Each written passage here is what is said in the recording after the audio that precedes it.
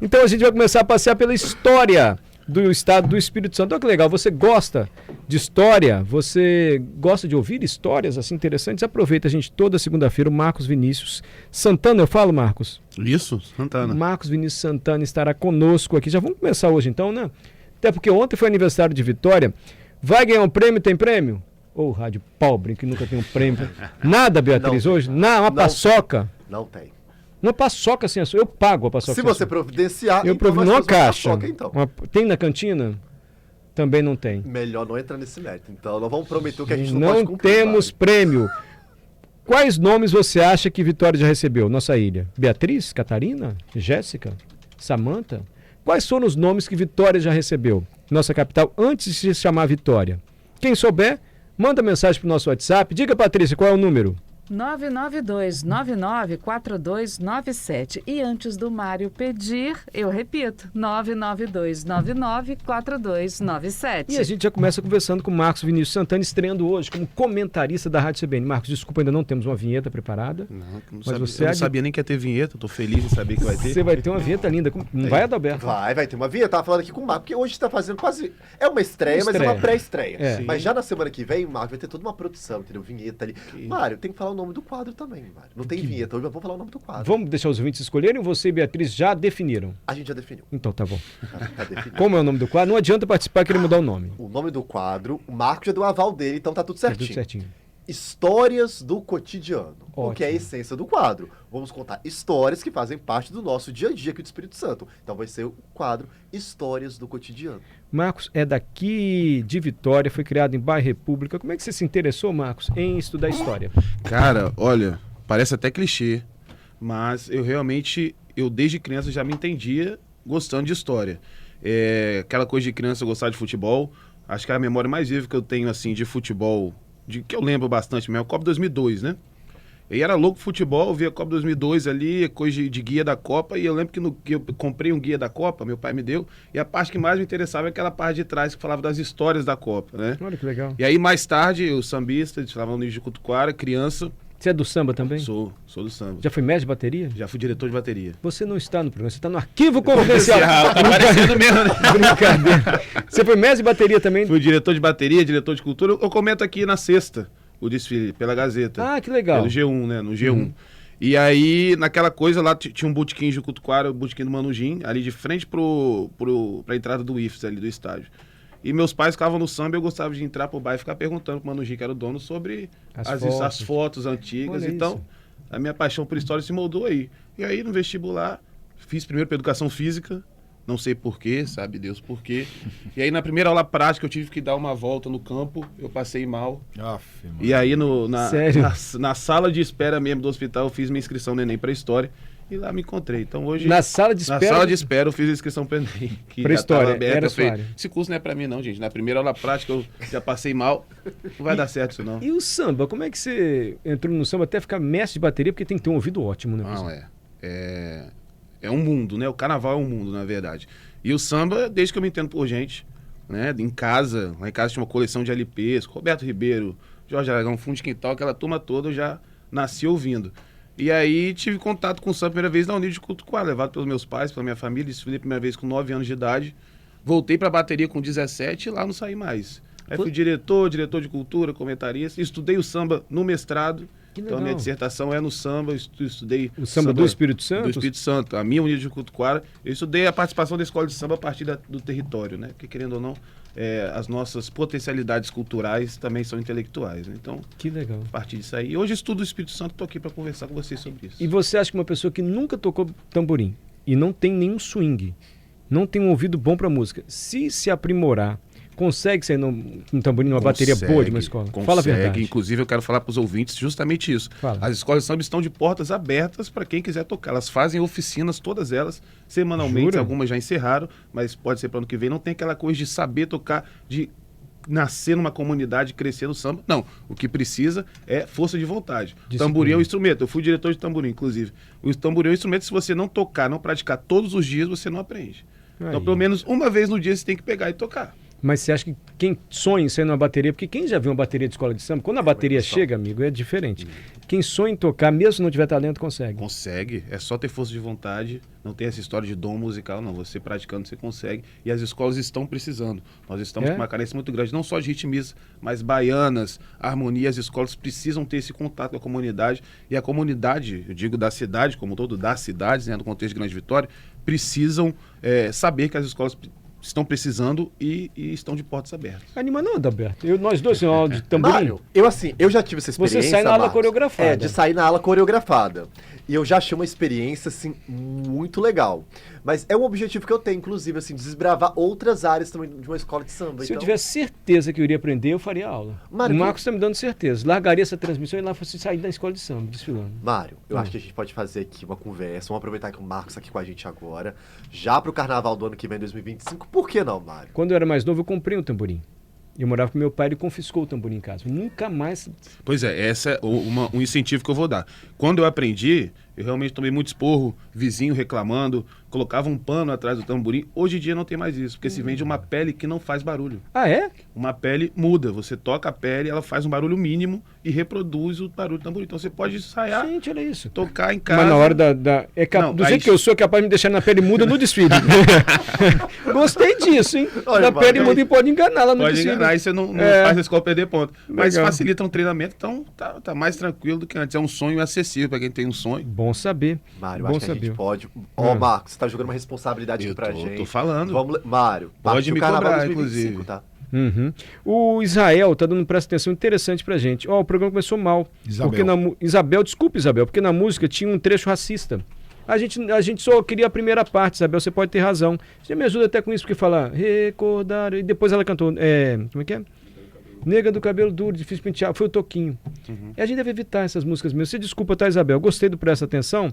A gente só estava interessado na primeira estrofe e realmente não ouvimos o restante. E de fato, algumas músicas machinhas são extremamente racistas. Principalmente machinhas, né? Se discute Principalmente muito sobre, machinhas, Desculpa, tá, Isabel? Não foi nossa intenção. A gente achou que só tinha a primeira parte. Ó, o Francisco falou que o nome de Vitória foi Vila Nova. Alessandra, Vila Nova, na época da chegada dos colonizadores. Marinês, Vila Nova, pois já havia Vila Velha e era junto. Ilha do Mel, não sei se foi não. Joyce, já quero saber uma história daquelas casas que ficam ali ao lado do prédio do Sebrae. São lindas, mas estão se acabando com a ação do tempo. Talvez divulgando a história surja algum projeto para elas. Parabéns pela iniciativa, sou arquivista. Que bom, Joyce, parabéns. Vamos agora entrar no seu tema, então. Já abusamos demais da sua boa vontade. Conhecemos um pouquinho mais do Marcos Vinícius Santana, nosso novo comentarista, historiador, apaixonado pela história do Espírito Santo e pelo samba também. Marcos, Vitória é uma das cidades mais antigas do Brasil. Uma das mais antigas do Brasil.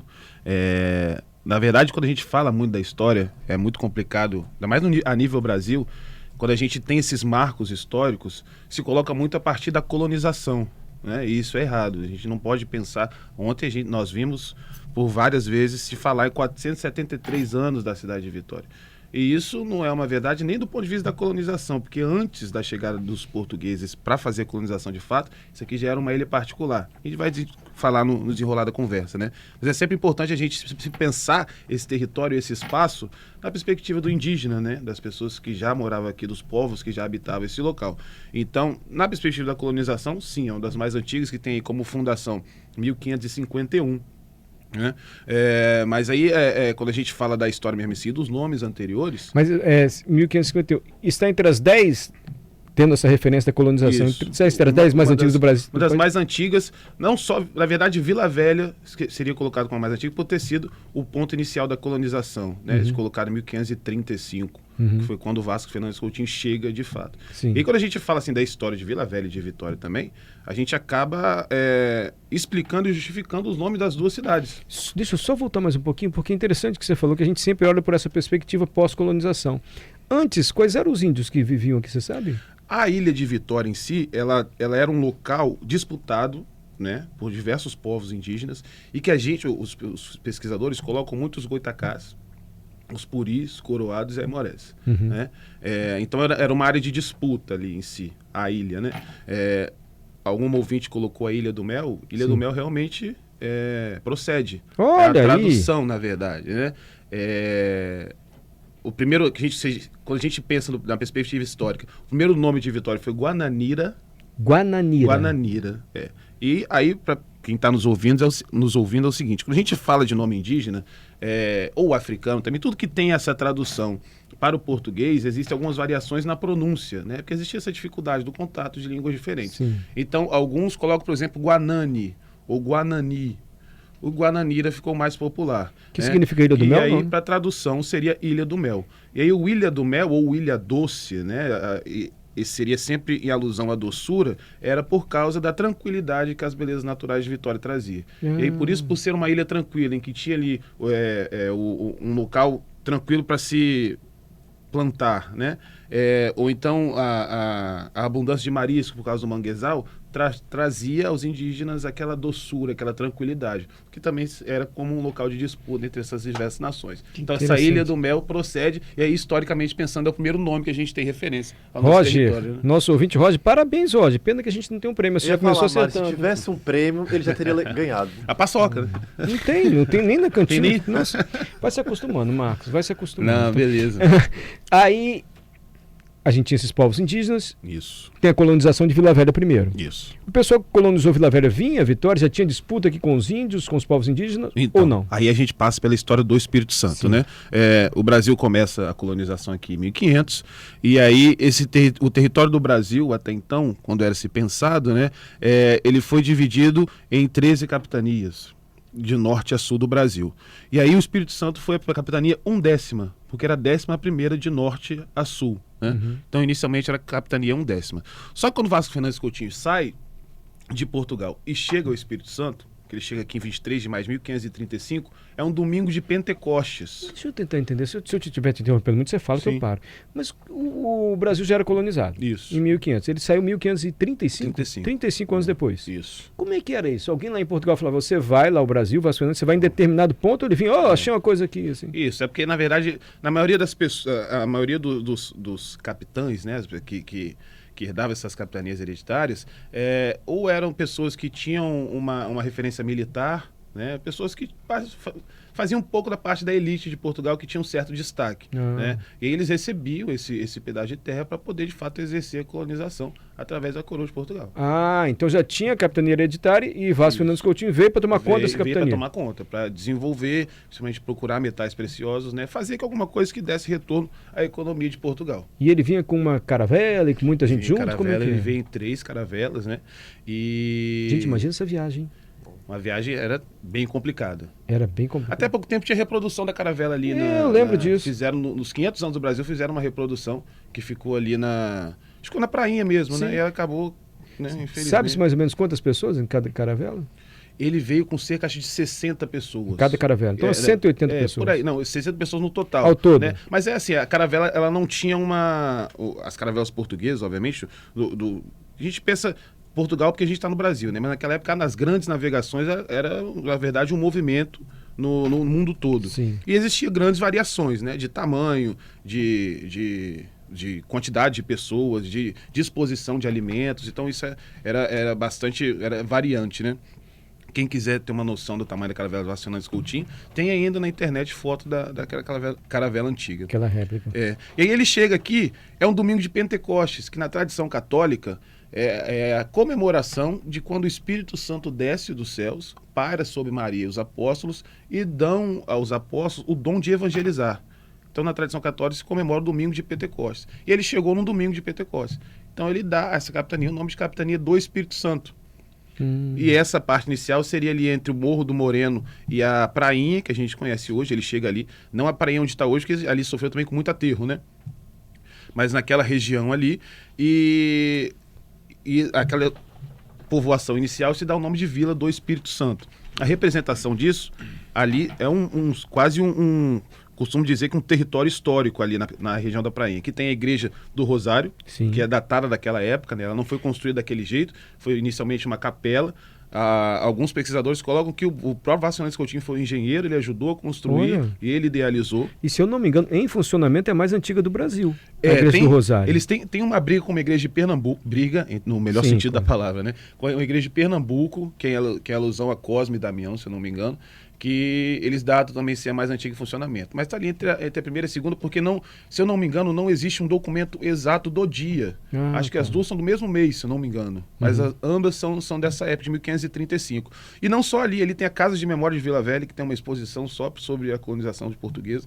Tem ali também o Museu Homero Macena. Homero Macena foi um dos maiores pintores do país, viveu por muito tempo na prainha e morou naquela casa ali. Então, eles pegaram a casa dele e reproduziram um museu. Então, para quem quiser, né, legal. tá lá. Bom, então a gente tá em Vila Velha, colonizando. voltando, Ainda vamos voltando. chegar à Vitória Isso, ainda. voltando. Aí a a Vila do não chegou, Espírito ficou Santo, lá quanto tempo? Isso, Vila do Espírito Santo ali, inicialmente aquela colonização ali, mais na região costeira, né?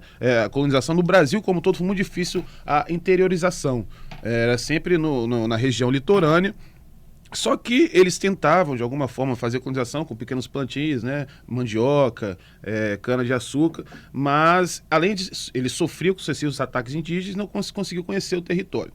Vitória entra nisso aí, eles chegaram em maio, né? 23 de maio. Pentecostes. Isso. Num 13, eles começam a fazer pequenas expedições de reconhecimento do entorno, e aí, num 13 de junho, eles chegam numa ilha próxima, que era próxima ali, aquela região da prainha, do outro lado da Bahia. Eles chegam no 13 de junho, e 13 de junho é dia de Santo Antônio. Sim. Então eles dão àquela ilha o nome de Ilha de Santo Antônio. Olha, que hoje é o bairro de Santo Antônio. Que hoje é o bairro de Santo Antônio. Por isso Santo Antônio é colocado como o bairro mais antigo. Aí o povo fala, mas a colonização começou no centro de Vitória, como Santo Antônio é o mais antigo? Porque Santo Antônio foi um bairro que foi nomeado, dando o nome à ilha como um todo, antes da colonização, antes de Vitória ser Vitória, né? Entendi. Então o primeiro nome de Vitória foi de Santo Antônio, e Vitória foi uma propriedade privada, porque aquela ilha ela foi doada a Duarte Lemos, que era um fidalgo, uma pessoa importante também em Portugal, muito próximo a Vasco Fernandes Coutinho, e é destinada a ele a ilha de Vitória, a ilha de Santo Antônio, perdão, que veio a ser a ilha de Vitória depois. Então, quando o Vasco Fernandes Coutinho chega, vai para Vila Velha, depois eles atravessam, chegam no bairro de Santo Antônio, que nós conhecemos hoje, 13 em nome de Santo Antônio. E aí ele dá para o amigo dele, ó, essa ilha hoje é sua. Isso aqui, você pode fazer Duarte aqui, Lemos? Duarte Lemos? É sua. Duarte veio com ele na Caravela, era um rico lá em Portugal. Ele veio depois. Essa Veio ilha depois. aqui é sua, você pode ocupar, faz aí suas plantações. E também existe uma referência histórica hoje, quem quiser visitar, que é a Capela de Santa Luzia, no centro. É a edificação mais antiga da colonização. Ela tem missas uma vez por mês. Peço desculpa porque eu não sei qual sábado do mês que é. Tá. Antes era o primeiro, não sei. E é o único lugar de Vitória que ainda se reza a missa em latim. Em latim? Lá tem a missa rezada em latim, mantendo a tradição. Não sabe. Quanta coisa estamos aprendendo. Vem aí o Então, repórter hoje- CBN. É a cada meia hora a gente dá uma paradinha, porque tem um boletim de notícias do repórter CBN. Sim. E a gente vai continuar nesse passeio, conhecendo a nossa história da capital do Espírito Santo. Histórias do cotidiano. Histórias do cotidiano. Estreando hoje com Marcos Vinícius Santana. Já voltamos. Voltamos com o CBN Cotidiano, 3 horas 36 minutos. Para quem está chegando agora, hoje no CBN Cotidiano estamos estreando um novo quadro. Temos um novo comentarista, é o Marcos Vinícius Santana. Marcos é historiador e vai trazer para a gente histórias do cotidiano, do nosso cotidiano. Ele é apaixonado pela história aqui do Espírito Santo e hoje a gente está falando de Vitória, porque ontem foi aniversário da capital do Espírito Santo. Marcos já contou para a gente que antes das chegadas aqui dos portugueses, havia os índios que viviam na ilha de Vitória e era uma ilha muito aprazível, assim, onde a pessoa gostava de ficar. Por isso o nome Ilha do Mel. Havia também muita oferta de comida, devido ao mangue, os mariscos, enfim. Por isso, o primeiro nome de fato foi Ilha do Mel, mas o nome indígena, Guananira. Isso, Guananira, significava isso, Ilha Doce, Ilha do Mel. Depois chegou Vasco Fernandes Coutinho, em Vila Velha, se instalou em Vila Velha, ali na prainha, até que um belo dia ele atravessou o canal e chegou aonde? Chegou em Vitória, mas no bairro Santo Antônio, no dia 13 de junho.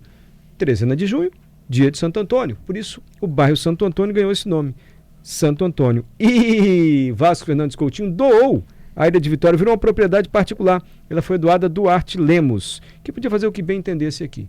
E aí a gente parou nossa história devido ao repórter CBN. Vamos retomar, Isso aí. Marcos? Aí ele vem, Duarte Lemos vem pra cá, opa, ele é vem minha, eu pra vou tomar cá, conta. começa poucas, constrói a Capela de Santa Luzia, que eu falei que tá lá no centro de É. Vitória, pro povo quem quiser conhecer a história, né, o contato com a história. Primeira coisa que ele faz é construir essa capela? Porque é muito, a igreja é muito ligada na época, né, a tradição portuguesa tinha muita ligação com o Estado, né, e a religião era muito forte. Igreja e Estado Igreja, andavam muito Estado, juntos. A igreja tinha um muito poder juntos, que hoje... é. assim, E tinha uma representação, né? O próprio nome já justifica, né? Uhum. O nome dos locais tinha esse nome santo.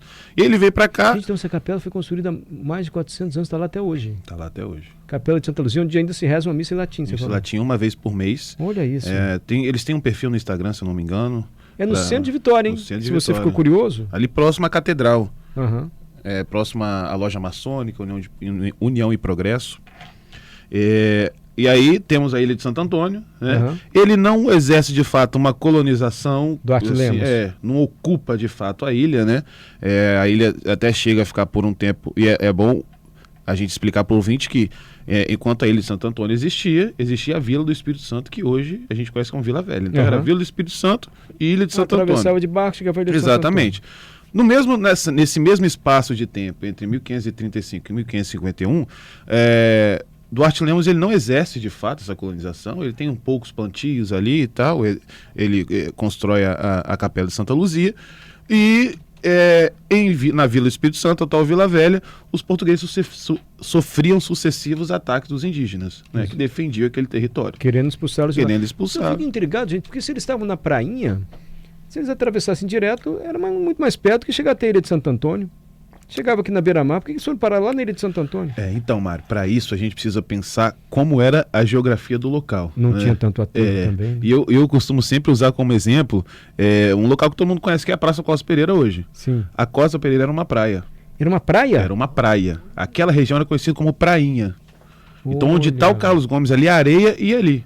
Olha. Ali onde hoje está, por exemplo, o supermercado Chuamba, aquela entrada da Graciano Neves, ali tinha uma igreja de Nossa Senhora da Conceição da Prainha, que era igreja só de pescadores. Então os pescadores paravam ali. Você tem noção do que... Era outra coisa, a geografia era outra. Exatamente. Infelizmente, hoje está bem apagada. Mas existe uma intervenção artística do Piatan Lube, que é um artista, e ele desenhou uma linha azul no chão de Vitória, mostrando até onde ia o mar.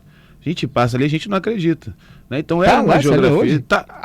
Hoje está bastante apagado, alguns locais você ainda consegue ver. Uma linha, onde eu estiver andando no centro de Vitória, tinha uma linha azul. Uma linha azul contínua. Olha. É uma intervenção artística do Piatan Lube mostrando até onde ia o mar. Uma outra referência que eu costumo dar é a Igreja do Rosário, hoje no centro de Vitória, ela foi doada aos negros escravizados no século XVII, para que eles construíssem uma igreja, e eles tinham 2 anos para construir, e esse terreno foi doado porque era um terreno afastado da população inicial da cidade. Então é só, a gente vai te dar um terreno, a gente vai dar um terreno para vocês, um terreno longe.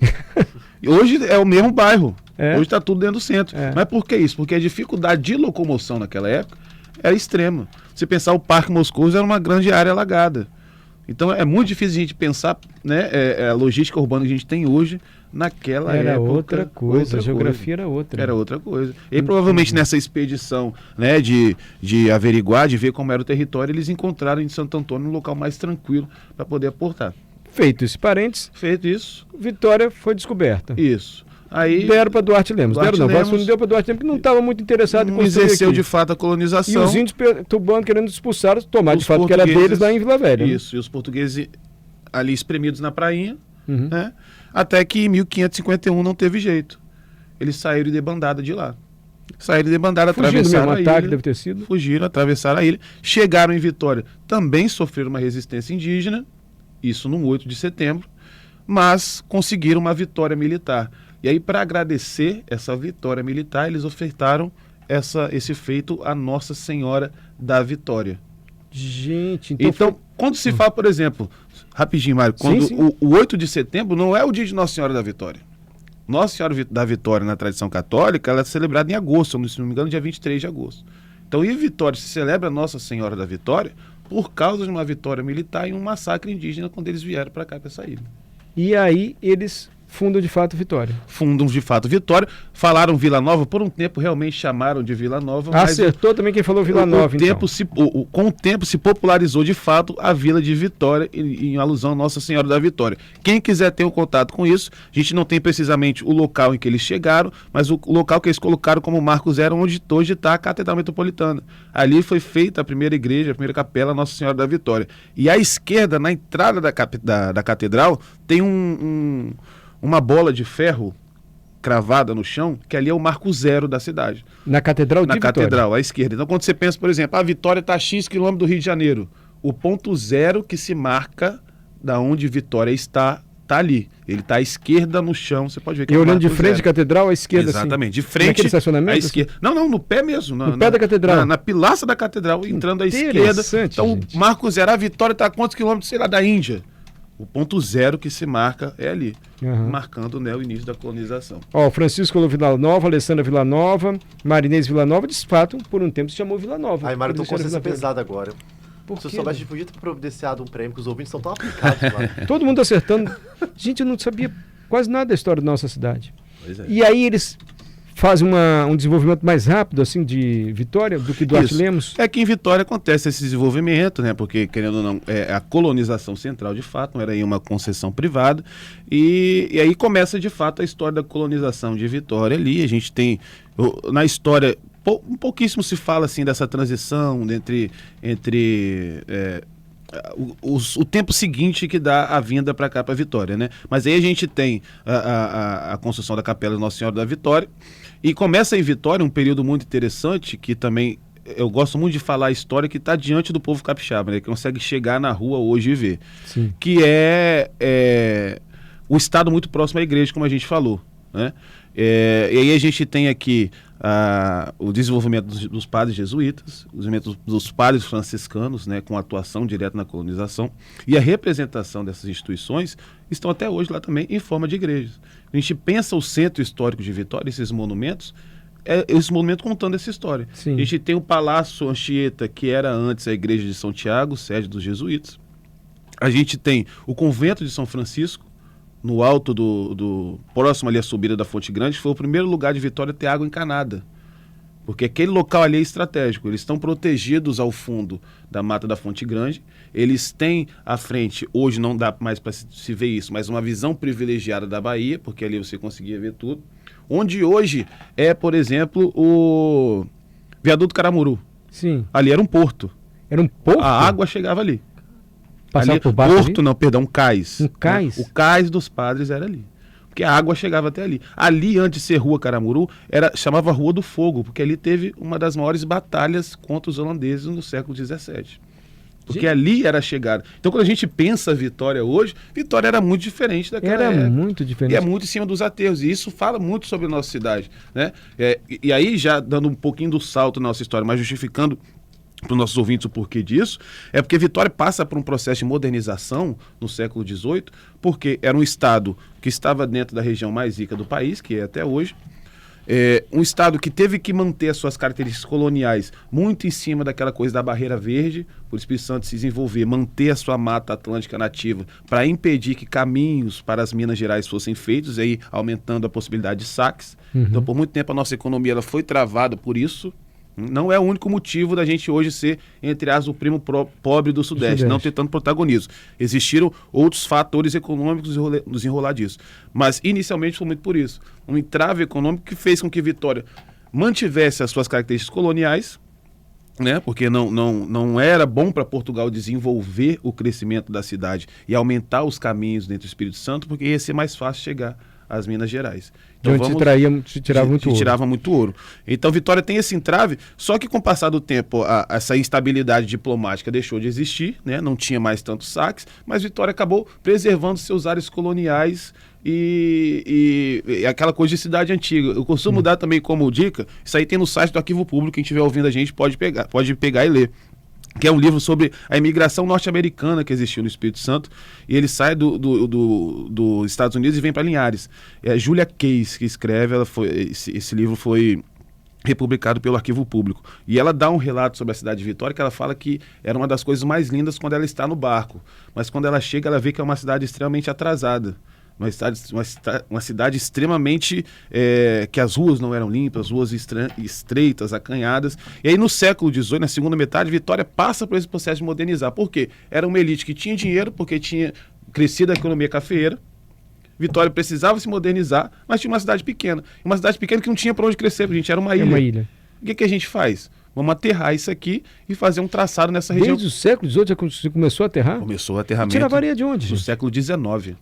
Século XIX. Século XIX. Segunda metade do século XIX. 1800, a modernização de Vitória a gente coloca a partir de 1896. Então os ateus aqui, que eu acho que era mais recente, começaram em 1800. Não, começaram em 1800. Meados de 1800. Essa parte da região da prainha é dessa época, que é onde hoje é a Costa Pereira. No centro de Vitória foi No a primeira centro de área da Vitória, ilha a ser aterrada. Ali e no Parque Moscoso.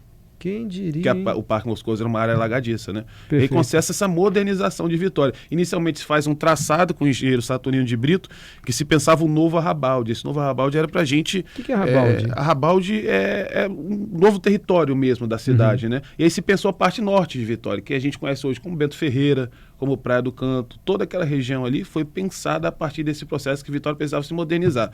Nos anais do projeto existia uma possibilidade de Vitória se expandir onde hoje é a Vila Velha, de ocupar a área reto ali, acho que seria Paú, né? Do outro lado da Bahia, vendo do centro. Aquela parte ali de Vila Velha, se pensar ali, pensou até se fazer uma ponte próxima ao Penedo, mas eles viram que pegar essa parte da região norte, que na época era tudo mangue mesmo, mangue, regiões alagadas, era melhor. E aí Vitória se moderniza e cresce muito em cima desses aterros. Por isso que dificulta a gente pensar hoje. Mário, Era outra ilha. E, assim, é um processo de aterramento que foi gradual, porque a prainha foi aterrada. Mas se pensar o Teatro Glória, por exemplo, você conversa com as pessoas mais antigas, que têm 70, 80 anos, tem gente que fala que pegou barco, na parede do Glória. Então a água veio até... Ali no Glória tinha um cais chamado Cais do Schmidt, se eu não me engano. O cais parava, o Glória estava colado no cais. E Saturnino de Brito era um engenheiro. Que planejou esse aterro. Isso. Ele fez trabalhos em Santos também, em São Paulo. Uhum. E assim ele a cidade foi crescendo. Foi crescendo e se alterou nesse sentido que a gente vê hoje. Aí depois vieram os mais aterros aí para... Mais aterros. Aí pro outro lado da ilha mesmo, que é a parte de Jardim da Penha. Praia do Canto ainda está na ilha de Vitória. Praia do Jardim da Penha na parte continental, mas ali, por exemplo, aquela região da Praia do Canto que a gente vê hoje, onde é o Shopping Vitória, Enseada do Soar. Tudo era água. Tudo era água. E isso aí já é os aterros da Conduza, que já vem do século XX mais para cá, né? Uhum. Mas uma outra referência para o povo, Mas PA o aterro hoje... tá no nosso DNA, então. Nosso DNA. O aterro, o PA, hoje, ele é feito em formato de barco, e ele é construído ali porque é muito em cima de uma corrente da medicina da época, que se pensava que os ares do mar, né, a brisa do mar, era bom para a saúde. Então o PA, hoje, ele dava no mar. A janela do PA, a janela do PA era direto no mar. Tudo que a gente vê dali até o Shopping Vitória, tudo aterro. E muita ilha deixou de ser ilha, né? Muita coisa mudou em cima dessa necessidade de Vitória de crescer. Perfeito. Ó, Rayane está dizendo, nosso ouvinte, boa tarde, queridos. Já quero parabenizar pelo novo quadro. Amando, nota 10 para essa estreia. Para você, Marcos. Para nós. Para você. Poxa, que bacana. Valeu, Rayane. Obrigado. Então, estou me estreando bem, já conhecendo a história da nossa capital, que ontem completou 473 anos. Quando queria colonizar, precisam colonizar mais Vitória. Vinha mais gente de Portugal, como é que eles faziam? Assim, gente, manda mais para cá, porque aí já era do Estado, né? Depois foi de Duarte Lemos. Isso, foi um processo de colonização, inicialmente vindo pessoas de Portugal. No processo do Brasil como um todo, existiam até ex-presidiários. Pessoas que iam ser presas e eram mandadas para exercer a colonização. É verdade isso? Quem colonizou o Brasil foi... Assim, não dá para a gente dizer... É porque se colocou isso num determinado momento da nossa história no sentido comercial. Uma coisa taxativa, poder vender uma história engraçada. Né? Então não foi, todo mundo que está aqui preso vai para o Brasil. Não, foi assim não. Não, mas num determinado momento em que se precisava de gente... Né? Alguns ex-presidiários, algumas pessoas, né, que infringiram leis em Portugal eram mandados para cá para exercer essa colonização. É muito importante a gente dizer também aqui no Espírito Santo que é o processo também de colonização dos europeus, né, que eles vieram depois ignorando a mão de obra ex-escravizada que tinha aqui no pós-liberdade, e isso acontece no Espírito Santo de uma forma muito, digamos, potente, né, justificando aquela questão que eu falei da Barreira Verde. Porque a Mata Atlântica da região interior do Espírito Santo ela ficou intacta, inativa. Então precisava de pessoas para poder invadir a mata. Para poder desenvolver. E aí é que a gente vê a região desenvolvimento da nossa região, da região montanhosa, que é Santo Antônio, Santa Teresa, Santa Leopoldina, feito por alemães, italianos, pomeranos. Que se dizem totalmente enganados, né? Exatamente. Eram enganados lá no porto, você vai ter terra, dinheiro, chegava aqui. Promessa. Mas quando muito dava uma enxada.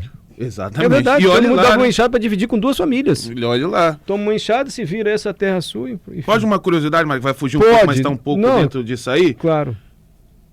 Um dos maiores nomes do esporte mundial é capixaba. Quem? Eu vou explicar. Ayrton Senna. Gente. Os Sennas, os bisavôs, tataravôs, perdão, não lembro qual é o grau. Eles vêm para cá e eles chegam inicialmente no Espírito Santo, né? De Portugal? Não, da Itália. Da Itália. Eles vêm com italianos e vêm para cá, no Espírito Santo. Só que eles vêm com Senna, se eu não me engano, o avô, o tataravô, vem com Senna com um N só. O Senna, que vem a ser o Ayrton Senna, para ter 2 N's e mudar um pouco essa referência com a família de Portugal. E a gente, alguns pesquisadores colocam que era para se aproximar de uma outra vertente da família. Enfim, o Senna muda para 2 N's aqui no Espírito Santo. É mesmo. Então o Senna do Ayrton Senna, ele começa aqui. E quando a gente fala os prédios do Senna ali na Mata da Praia, é dessa família Senna? Não. Já ouviu falar isso? Pode ser a mesma vertente, né? Uhum. Dou outra dica também. No site do Arquivo Público, mandar um abraço pro Silmar Francesqueto, que ele lidera o Arquivo Público e faz um trabalho muito bom tratando a imigração. Tem um livro chamado Italianos. Esse livro está em PDF disponível no site, que você consegue ver pelo sobrenome, a hora, o local e o dia e qual porto que tal família saiu de lá e chegou aqui. Então, um trabalho de pesquisa muito bom. Né? Também é nosso comentarista aqui. Vem aqui também, né? Então, um abraço pro Silmar. E olha, isso é um sucesso no quadro do Silmar de manhã. O pessoal vai olhar lá de que tem origem italiana, de outros meios, pergunta, eu quero saber da história da minha família. E toda semana o Silmar traz uma lista de sobrenomes explicando de qual navio saiu, a origem e tudo mais. E quem quiser ver essa história da imigração italiana, eu vou puxar a sardinha também, pode... Então, onde, gente? G1, joga no Google aí, Globoplay, tem o Globo Repórter que a gente fez, contando essa história da imigração italiana no Brasil, e que fala um pouquinho de Santa Teresa e do Espírito Santo também. Só você jogar lá, claro, de uma maneira muito mais resumida, mas conta um pouco dessa história. Marcos, maravilhoso. Assim, muito obrigado. Algo mais que você queira acrescentar da história de Vitória? A gente parou por aqui e eu acho que tem muita coisa para continuar ainda. A gente pode falar do aterro da Conduza, podemos falar das tentativas de invasão, do Saldanha da Gama, como é que a cidade foi se desenvolvendo, entre outros temas. Se você, ouvinte, quer sugerir algum tema, algo peculiar que você acha aqui da nossa cidade, do nosso estado, aproveita que o Marcos toda segunda-feira estará conosco. Pode mandar mensagem com sugestões para o nosso WhatsApp ou perguntas, não pode, Marcos? Oi? Pode ou não pode? Pode, claro. Pode, WhatsApp. Acho que é até melhor pra gente ter essa referência do conteúdo, né? Do que saber o que o povo quer ouvir, o que o povo quer saber, né? E a gente tem um norte. Então, perfeito. O Saldanha, por exemplo, aqueles canhões lá, gente. A gente passa por lá, Maria, a gente não sabe essa história. Sabe mais ou menos, então vamos saber em detalhes, mas conhecer a nossa história. Olha quanta coisa a gente aprendeu hoje. Ainda tem missa latim, que a gente usa hoje no presente. Usa assim, né? Faz parte do nosso dia a dia ainda. Tem missa latim ainda no centro de Vitória. Um sábado por mês. O Marco Zero é uma esfera de metal, está colado ali na Catedral de Vitória. Onde era a Praça Costa Pereira, era água, era areia da praia. Uma praia. Essa história da praia é sensacional. Era uma praia. Os ateus que eu achei que começaram na época da Conduza aí, não, começaram bem antes. Para finalizar uma curiosidade da praia ali, eu falei da Igreja Nossa Senhora da Conceição da Prainha, e aí ali era um território popular, onde hoje é a Rua 13 de Maio, era chamada de Rua do Piolho.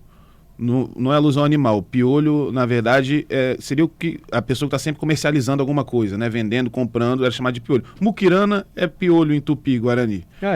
Então, ali tinha o piolho da cidade, era um cara chamado Seu Luiz, e ali ele constrói vários barracos e vende para eles escravizados. Então, ali era a região realmente popular da cidade. E tinha a Igreja Nossa Senhora da Conceição da Prainha e a Igreja do Rosário atrás. Então, era a parte marginalizada. Quando Vitória precisa crescer, eles elitizam aquela parte ali, eles precisam romper com tudo que eles tinham de referência, né, daquela ali. A Igreja do Rosário era muito difícil, mas a Igreja Nossa Senhora da Conceição da Prainha, ela é infelizmente demolida. Que pena. E no lugar dela constrói-se o Teatro Melpomene, que foi o primeiro teatro de Vitória. Melpomene? Melpomene. Melpomene é a deusa da tragédia. E existe nesse teatro Melpomene? Não, então, o Teatro Melpomene foi feito todo em madeira, só as bases dele eram de ferro, e aí reza a lenda que eles tentaram tirar a imagem de Nossa Senhora da Conceição para levar para o Rosário, e as 3 vezes que eles tentaram, porque na tradição católica, quando você transporta o santo tem que ter uma procissão, a chuva caía em Vitória e o manto dela ficava seco. É a lenda que se envolveu na cidade, né? E eles não conseguiram transportaram para a Igreja do Rosário sem muitas cerimônias. E aí o teatro sendo construído, e os pescadores iam ao alto mar e falavam que eles viam uma senhora em alto mar falando que ela ia ter a casa dela de volta.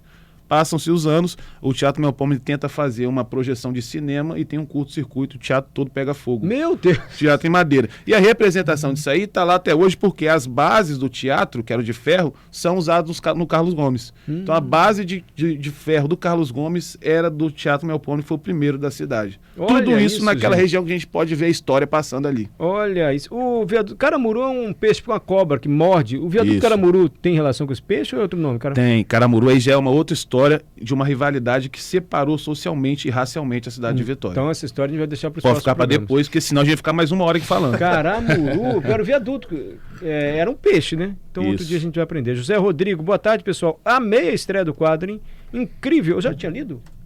Esse não. Não, esse não. esse eu tô não. meio Não. pancado. Esse não. Ou adorei ouvir nossa história. WhatsApp, Patrícia, para quem quiser sugerir próximos temas para o Marcos Vinícius nas próximas segundas-feiras. Isso aí. 992-994297.